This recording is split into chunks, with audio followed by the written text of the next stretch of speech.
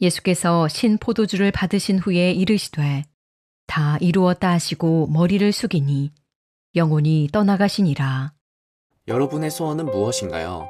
소원이라는 게 얼마나 간절한 것인지 요술램프 지니와 같은 이야기가 전 세계에서 사랑받는 것을 보면 알 수 있습니다. 우리는 이런 질문을 받을 때가 있습니다. 지니가 나타나면 3가지 소원을 어떻게 빌 거야? 그럴 때면 누군가는 꼭 이런 대답을 합니다. 소원 2개를 빌었다는 걸 지니가 기억 못하게 해서 또 3개를 빌래.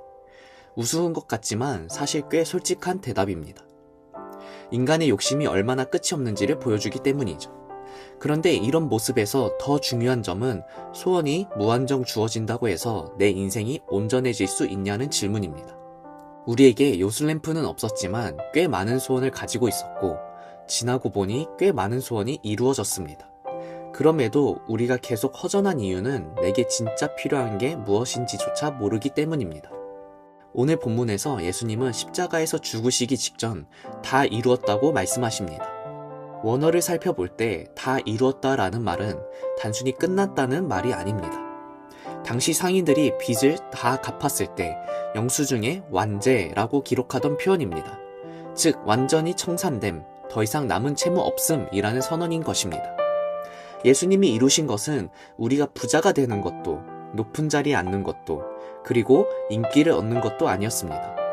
그 누구도 지킬 수 없었던 율법을 완전히 성취하셨으며 우리가 마땅히 감당해야 했던 죄의 결과인 죽음을 대신 짊어지신 것입니다. 그리고 그 순간 성소의 휘장이 위에서 아래로 찢어졌습니다. 이건 단순한 사건이 아닙니다. 인간이 하나님께 직접 나아갈 수 없도록 가로막고 있던 장벽이 무너진 것입니다. 즉, 우리가 하나님께 나아갈 길이 열렸습니다. 그렇다면 이걸 누가 간절히 원했을까요? 우리가 먼저 하나님, 저 돌아가고 싶어요 라고 빈 게 아닙니다. 우리는 그게 필요한지조차 몰랐기 때문이죠. 먼저 움직이신 분은 하나님이셨습니다. 왜냐하면 하나님은 알고 계셨습니다. 하나님의 형상을 따라 만들어진 우리에게 그 어떤 것도 아닌 하나님 자신이 필요하다는 것을 말이죠. 그래서 자기 자신을 내어주시기로 하셨고 예수님을 통해 우리에게 가장 필요한 소원인 하나님과의 화목을 먼저 그리고 완전하게 이루어 주셨습니다. 홀리시드 지체 여러분, 예수님께서 다 이루셨다라고 하신 것은 단순히 불안과 염려로 떨고 있는 우리를 잠시 속이기 위한 것도 하늘의 별도 따다 줄게처럼 실현되지 않는 막연한 말도 아닙니다. 진짜로 다 이루셨습니다. 하나님으로부터 멀어진 우리를 다시 하나님의 자녀로 만들어 주셨습니다. 하나님의 영이 떠난 그 자리를 다른 것들로 채우고 또 채우느라 탈진한 우리를 영원한 만족과 충만으로 이끌어 주셨습니다.